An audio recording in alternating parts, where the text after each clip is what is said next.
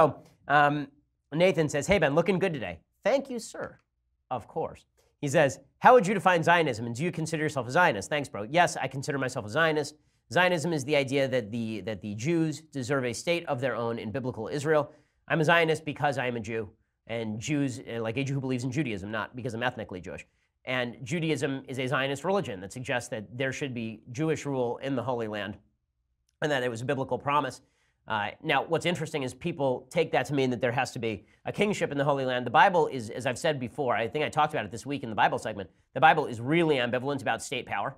It is not big on the idea of theocracy per se, but it's the idea that there ought to be a Jewish state based on foundational Jewish principles.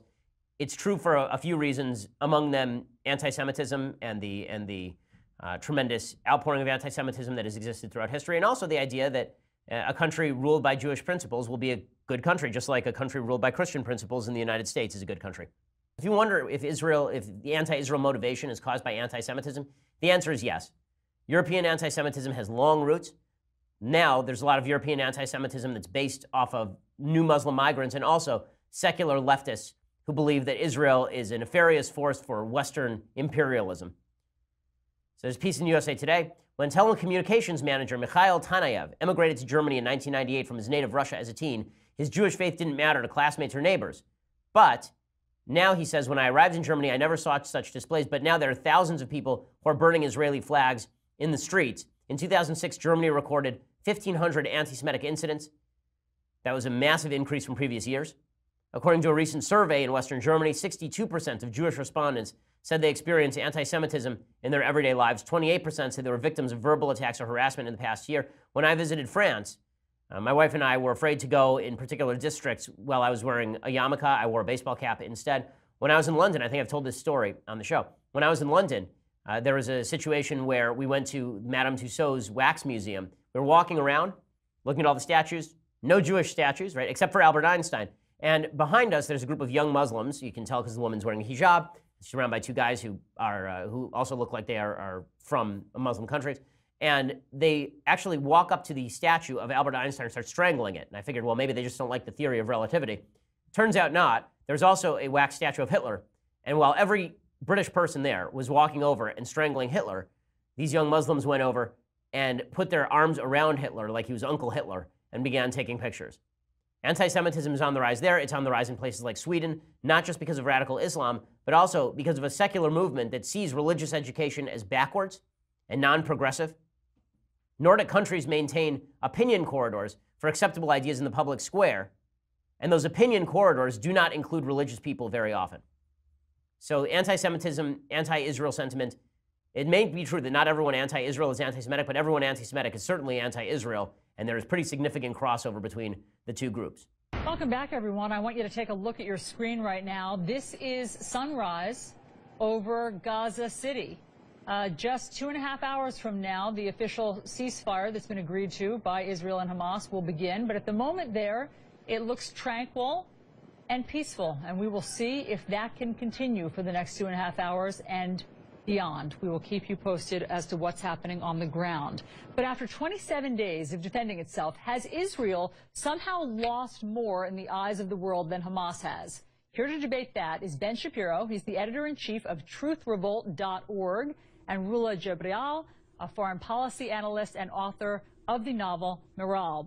Thanks to both of you for being here. Ben, I want to start with you. Is it your impression that in the court of public opinion that Israel has somehow taken more of a hit during these 27 days than Hamas has? There's no question. I mean, Hamas is a terrorist group, and people going in understood Hamas to be a terrorist group. Israel, thanks to outlets like CNN, has been turned into the villain in this particular scenario, and a moral equivalency has been drawn between the two groups. If Hamas could have come up with any sort of outlet that could have created a will to kill more Jewish babies and Palestinian babies, CNN would have been it. I mean, CNN is a key factor in drawing the same sort of equivalency that Hamas hopes to win. Hold on a second. I just want to stop you right there, because you're saying that because CNN has interviewed Palestinian families and shown Palestinian children who have been wounded or killed, that somehow CNN is saying that Hamas is okay. I don't think that those two are equivalent. We're not allowed to show the civilians caught in the crossfire? Of course you're allowed to show civilians caught in the crossfire. You should also mention all the restrictions that Hamas puts on your reporting inside the Gaza Strip. You should also mention all the context with regard to Hamas putting children in harm's way. You should also routinely mention the fact that Hamas's charter calls for the destruction not only of the state of Israel, but for the murder of Jews across the world, which, of course, CNN does not. That's silly, Ben. We talk about that all the time. We talk about the charter, the Hamas charter that says that they want to obliterate Israel and wipe Israel off the face of the map. You're just not being fair. That's not true. Our reporters you mention it occasionally.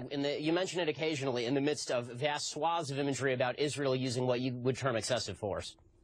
Rula, what's your impression of what's going on these past 27 days? I think Ben is not in a position to really lecture us about extremism, especially after what he said about President Obama when he called him a Jew hater, when he called him anti-Semitic, and when he called for the expulsion of Arabs in the West Bank and Gaza and Arab Israelis like myself as a solution.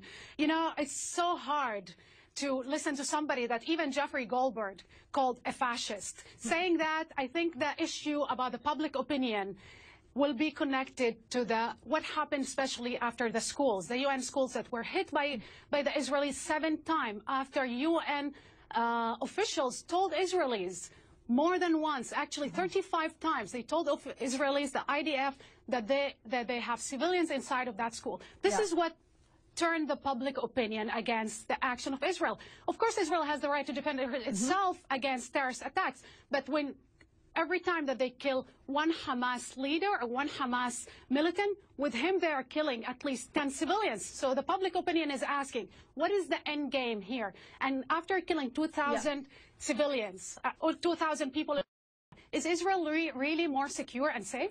Let's try to avoid the inflammatory comments about each other and the ad hominem attacks, because what we're trying to get at is whether or not the U.S. impression, the general opinion in the U.S. has been fair towards Israel. And Ben, I hear what you're saying. You think that it has not been, particularly when celebrities like Javier Bardem and his wife Penelope Cruz issue open letters condemning Israel and saying that they have engaged in genocide, but they don't mention Hamas. I think you're wrong about the media. I believe certainly that CNN has shown both sides, but there is an impression, Ben, and I understand why you feel this way, that certainly when it comes to celebrities, that they're giving Hamas a pass. Well, and this, I think, is sort of the point with regard to showing both sides. When you're showing two sides is equivalent, and your idea of balance is to show Israel's side and then Hamas's side and then claim that that balance has been achieved, well, that's the sort of media coverage that would have led to the West losing World War II. So I'm not a big fan of that sort of balance. But you're the one who's actually equating Hamas and Palestinian civilians. Those are not equal. The hell I am. Why would you do that? Hamas is a terror. Because you're saying that when the media shows civilians being killed, they're somehow propping up Hamas. That's not true. That is not what I said. You're saying... I did not say that at all. I said you feel free to show civilians being killed. What I suggested is that you should provide all the context for those civilians being killed. And as far as the other woman who's on with me, I'm not familiar with her name. You know, as far as her personal insults, I mean, I'm not going to get into the quality of the movies that are made based on her books. I think that we can all stay away from that. Rula. Well, let's talk about reality and realpolitik and stay away from really ideology and hate, I would say. Look, Israel negotiated with Hamas more than once. The last time and the most striking one was in 2011 when they released 1,000 Hamas prisoners for one Israeli soldier. Let the public opinion, especially the Palestinian public opinion, believe if you use violence, we negotiate with you. While the PA, the Palestinian Authority in the West Bank, recognized Israel, renounced violence, and got nothing in exchange. And today the world is asking, what can we do about this issue and move it in a context where we talk about occupation and blockade as solutions? But to your point, Rula, I mean, wouldn't it just help if Hamas decided to stop trying to wipe Israel off the face of the earth? I mean, that's the non-starter. Isn't that, it's impossible to negotiate with them, given that? Look, Israel negotiated with Hamas, but let's look at history.